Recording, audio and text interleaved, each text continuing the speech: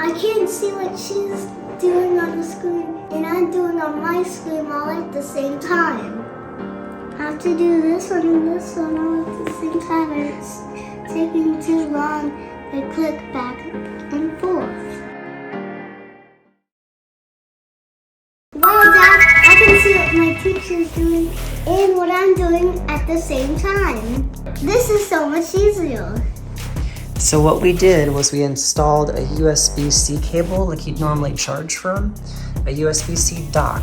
This is a $20 dock off of Amazon, and an external monitor that came with its own HDMI cable, so you could plug it in to the back. You can also run your power into the USB-C dock, so you only have one cord coming in, and if you have any external mice, you can plug or keyboards, you can plug those in as well. Don't forget that you can split screen on these devices. So you don't just have to have one browser tab, you can have actually 3. This is a 22-inch monitor. That's pretty big for most students and it'll help make things a lot easier. Right, Josh? Yeah.